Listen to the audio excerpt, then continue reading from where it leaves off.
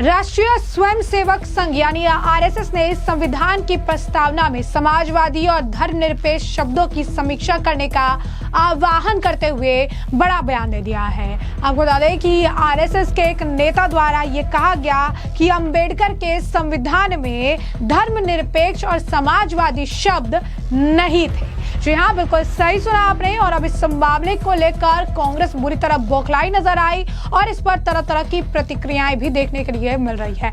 तो क्या है पूरा माजरा, आइए विस्तार से जान लेते हैं। तो आरएसएस ने संविधान की प्रस्तावना में समाजवादी और धर्मनिरपेक्ष शब्दों की समीक्षा करने का आह्वान करते हुए कहा कि इन्हें आपातकाल के दौरान शामिल किया गया था और ये कभी भी उस संविधान का हिस्सा नहीं थे जिसे बी.आर. अम्बेडकर ने तैयार किया। आपातकाल पर आयोजित एक कार्यक्रम को संबोधित करते हुए आरएसएस महासचिव दत्तात्रेय होसबाले ने कहा कि बाबा साहब अम्बेडकर ने जो संविधान बनाया उसकी प्रस्तावना में ये शब्द कभी भी नहीं थे।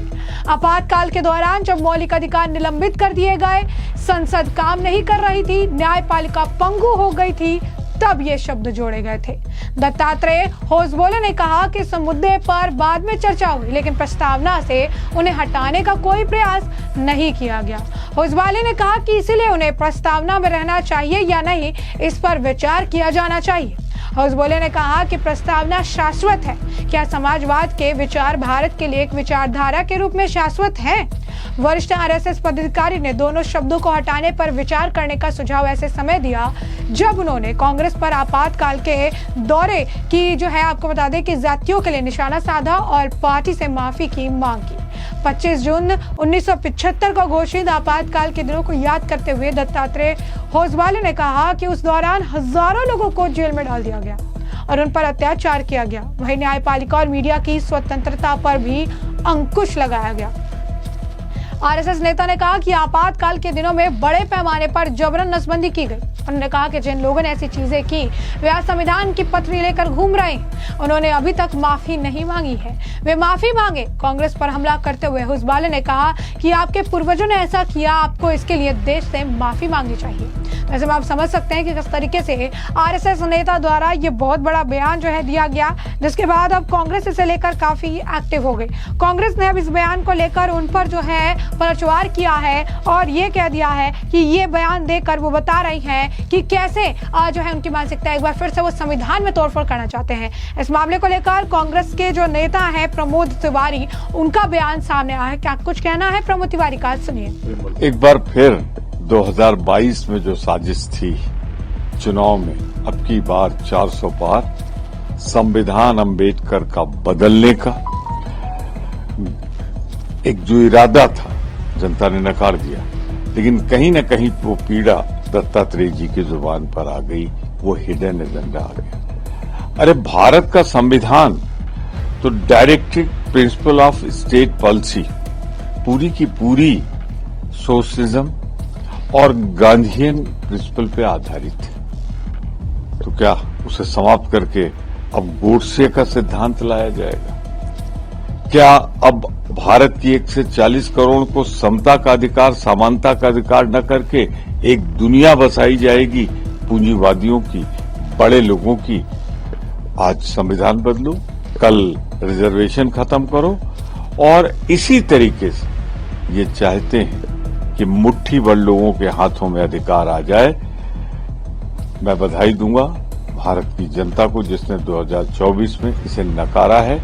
कांग्रेस पार्टी हमेशा अंबेडकर के संविधान के लिए लड़ती रहेगी, संघर्ष करती रहेगी, लोगों के हकों को लागू रहे ये प्रयास करती रहेगी।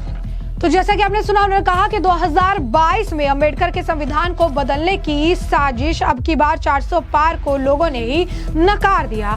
कहीं ना कहीं दत्तात्रेय के शब्दों में वो दर्द अब देखने के लिए मिल रहा है जो अब उनके छिपे हुए एजेंडे को उजागर करता है। वो कह रही है कि भारत का संविधान राजनीति के अपने संपूर्ण निर्देशक सिद्धांतों के साथ समाजवादी और गांधीवादी सिद्धांतों पर आधारित है, जो इसे आप इसे आप खत्म करने के बाद गोडसे के सिद्धांतों को लागू करेंगे। क्या भारत के 140 करोड़ लोगों को समानता के अधिकार से वंचित किया जाएगा? क्या केवल पूंजीवाद के बड़े खिलाड़ियों को एक दुनिया का उनके लिए ही निर्माण किया जाएगा? तो कांग्रेस की बौखलाहट उनके बयानों से साफ नजर आ रही है। वो ये कह रही है कि 2024 में इसे खारिज करने के लिए भारतीय लोगों ने जो है इसे, मैं उनको काफी धन्यवाद देना चाहता हूँ, बधाई देना चाहता हूँ कि उन्होंने 400 पार का जो नारा दिया था इसे इन्होंने पूरा नहीं होने दिया। इस तरीके के बयान कांग्रेस द्वारा दिए गए हैं। वहीं आपको बता दें कि इस मामले पर कांग्रेस की नेता रेणुका चौधरी का भी बयान है। क्या कुछ कह रही है रेणुका चौधरी, भी सुनिए। We have a right to roam around with the constitution because the actual threat is to the constitution. What was 400 par about? Many BJP leaders had confirmed that it was to amend the constitution. So what are they talking about? They want to remind the country and waste the money. After 50 years, they want to tell there are many generations who don't even remember this. Why don't they remind people about what they did? What is happening today? Where is your Lokpal? Where is your right to information? Where are the jobs that you have promised? Where are your Pahalgaon criminals who have killed? And itna Operation Sindoor. Where are they? 18 times Donald Trump has said that he is the one who brokered the peace. Why didn't you have a special session of parliament? What are the labor laws that you are passing now to finish the trade union movements? What are the agencies doing? Everywhere there is an election, you will hush karo the agencies so that they go and they trouble the ruling parties who are non-BJP. What is this called? What is this known as?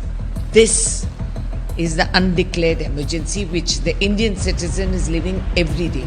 That is why we have to carry the constitution in our pocket to show the citizens, to remind them what they will lose if the BJP continues to do this. तो जैसे कि आपने रेणुका चौधरी का बयान सुना, तो वहीं इस मामले को लेकर कांग्रेस के एक और नेता जयराम रमेश, उनका भी बयान सामने आया है। क्या कुछ कह रही हैं वो इस मामले को लेकर, जरा सुनिए। From November 30th, 1949, the RSS has attacked this constitution.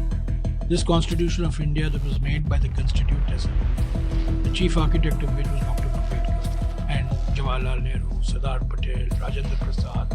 So many other members of the Constituent Assembly were involved in the drafting of the Constitution. The RSS never accepted this Constitution of India and its foundational pillars of social justice, economic justice, political justice, saying that this Constitution did not derive inspiration from the ideals of Manu. It was not based on Manu's Smriti. They assaulted the Constitution at every step. And they have 2024 Prime Minister's election slogan was 400 par, ab ki baar. Why? So that they could they could change the constitution. And Prime Minister's close advisors, MPs, economic advisors were calling for a new constitution.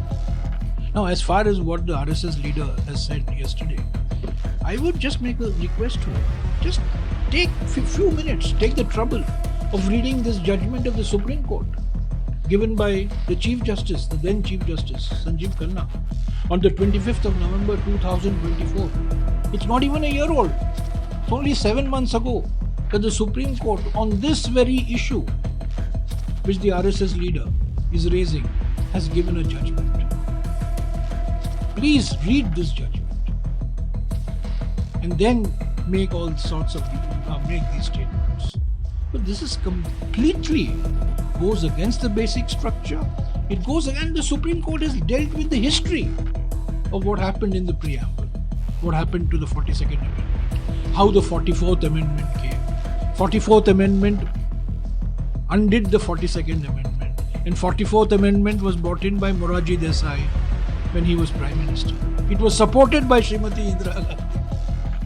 As she was not a Prime Minister. By then she had become a member of Parliament. She had been elected from Chikmagalur in December 78. So all this has been dealt with very beautifully. 7-page. Normally Supreme Court judgments are very long, but this is a 7-page judgment, very pointedly. Justice Khanna. 2 judgments, Justice Khanna, Sanjeev Khanna, Chief Justice, and Justice Sanjay Kumar, have given this judgment, saying how secularism and socialism are part of the basic structure of the Constitution. So I request Mr. Hosabalai to take the trouble to read the Supreme Court judgment. Anything for those demonstrations? You saying that you take the truth in hand and No, all I can tell the External Affairs Minister is, please tell us what President Trump is saying. What is this trade deal? Why is President Trump repeatedly claiming credit for the ceasefire? And the External Affairs Minister would be well advised to deal with the complete collapse of Indian diplomacy. Indian diplomacy has taken huge hits in the last couple of weeks. He should be worried about repairing the damage to Indian diplomacy rather than getting into history of what happened 50 years ago. तो जैसे कि हमने जयराम रमेश का बयान सुना, उनका कहना है कि आरएसएस ने अपनी स्थापना के समय से ही संविधान पर हमला किया है। वो कह रही हैं कि राष्ट्रीय स्वयंसेवक संघ ने कभी भी संविधान को स्वीकार ही नहीं किया है। उनका ये कहना है कि मनुस्मृति से ये प्रेरित नहीं है, वो हमेशा वैसे इसकी आलोचना करते रहते हैं।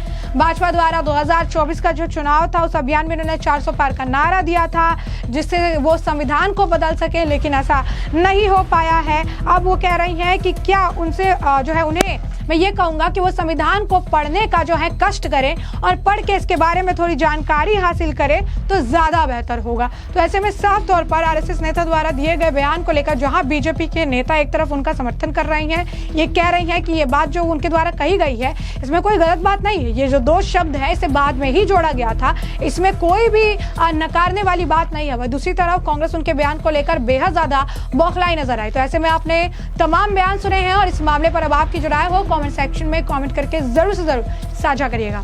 धन्यवाद।